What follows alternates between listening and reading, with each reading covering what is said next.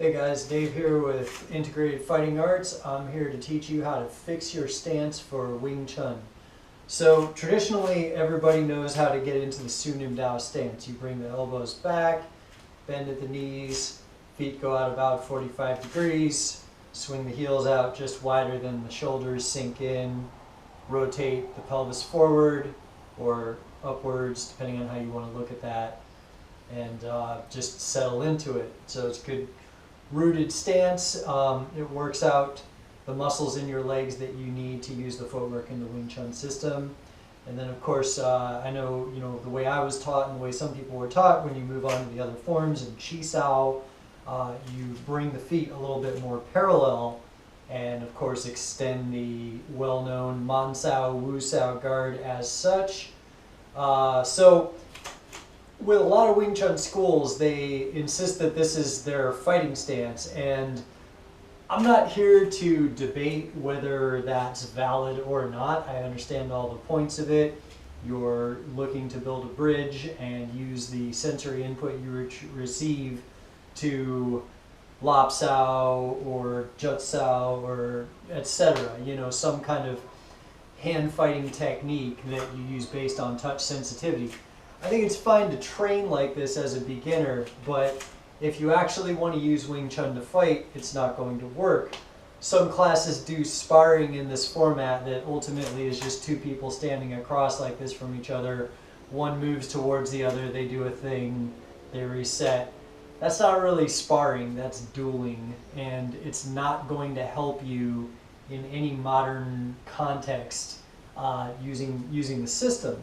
So you need mobility, you need stability, and you need to be able to adapt on your feet to a constantly changing and stressful situation. So let's start with the stance as it is in the forms, right? It's fine. My feet are a little bit wider than my shoulders, my knees are bent, my back is straight. I'm going to actually bring my chin pointed down just a little bit because I don't want to get caught with a fist that punches my head backwards. And I'm going to have my hands extended. So all you need to do to fix this, to make it something that you can work with, is take one foot, in this case I'm going to use my left foot, bring it a step forward, turn the foot in just a little bit. Your center line is still in the same place. You're still splitting it with your legs. I'm going to sink in, and now I'm going to bring this hand back a little bit closer to my chin. It's fine to use Wu Sao. You can close it in a fist if you want. Doesn't really matter, but I have a bit better coverage by just moving about an inch upwards. With the Man Sao hand, I'm going to bring it back here, and I'm going to hold it in this position or this position. You have the option to go to a guard like this as you would in boxing or kickboxing as well. Doesn't really matter. The idea of this is that I occupy the center line. Most likely my opponent's going to try to go around it. I can open up, spread, then counterattack very quickly. So here's why not to do this. 3 big reasons. Reason number 1 is that if I have my arm extended like this and I have an opponent that's even a little clever, they're going to see my reach. They're going to pretty much know what the range of my arm is when I punch. They're going to stay on the outside of it, wait for me to mess up, close that distance.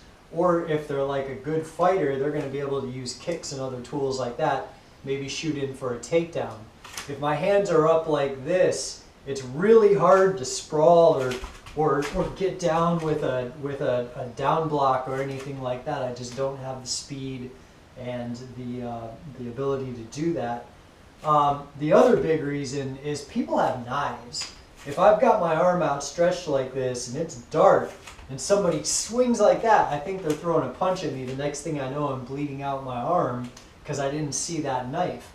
You don't want to offer your best weapons, being your arms, your best weapons and defenses, to somebody not knowing what they've got in their back pocket. The other third reason is that if you do this, you just look like you're going to do some weird kung fu crap. Like, let's be real. You look kind of ridiculous, and your opponent, if they don't laugh themselves silly looking at you, they're going to say, oh yeah, I saw the Ip Man movie. I know what this guy's about to do. I know what his game is. He's going to try and get in close, trap my hands, and hit me. You don't want to give away your strategy, even if that's not your strategy. It just does. It's not a good setup. You don't have usually the time or really even the stability of mind in a heated moment when you're about to get into a fight or you have to defend yourself to step back and go to mystical hands like that. That ain't gonna work. Okay guys, that's how to fix your stance. Thanks for watching. See you next time.